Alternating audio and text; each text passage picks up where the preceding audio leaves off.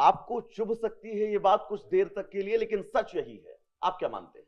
हाँ, वैभव जी देखिए, जिस तरीके से अभी राकेश भाई ने कहा, इन्होंने फर्जी बातें करी है। हम्म।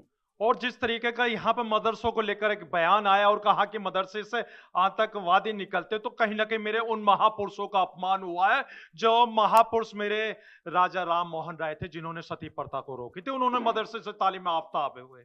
और मुंशी प्रेमचंद जी की हम कहानी बहुत पढ़ा करते थे, उन्होंने भी मदरसे से तालीम याफ्ता थे। उन महापुरुषों के बारे में इनको सोचना चाहिए था। और मेरे देश के पहले राष्ट्रपति, पूर्व राष्ट्रपति डॉक्टर राजेंद्र प्रसाद जी, उन्होंने भी हम मदरसे से तालीम याफ्ता हुए। बताइए, ऐसे ऐसे महापुरुषों ने मदरसों से तालीम याफ्ता हुए, वही मदरसों के बारे में ये बात करके कहते हैं कि यहां से मदरसे से आतंकवादी निकलते। मेरे मुल्क के वजीर आजम तो कहते हैं कि एक हाथ में कुरान, दूसरे हाथ में लैपटॉप।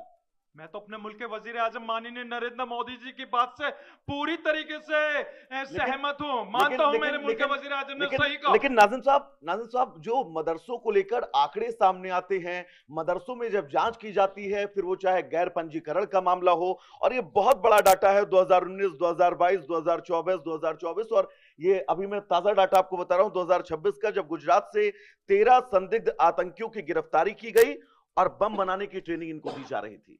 हाँ वैभव जी देखिए, अब मैं भारत के सवाल अंदर तो उठेगा ना। हाँ सुन तो लीजिए, मैं भारत के आपने अंदर उदाहरण तो बड़े शानदार दिए, ठीक है। वैभव जी देखिए, मैं अपने महापुरुषों का बड़ा सम्मान करता हूँ। कुछ लोग महापुरुषों का सम्मान न करें, वो अलग बात है, लेकिन हाजी नाजिम खान भारतीय मुस्लिम होने के नाते, पीस पार्टी के नाते होते अपने महापुरुषों का सम्मान करता हूँ। और रही बात ये, मैं देखिए मदरसे की बात करूंगा वैभव जी। जब मदरसे की बात हुई तो देखिए, भारत के अंदर मध्यकालीन युग के अंदर 1192 में अजमेर के अंदर पहला मदरसा हुआ।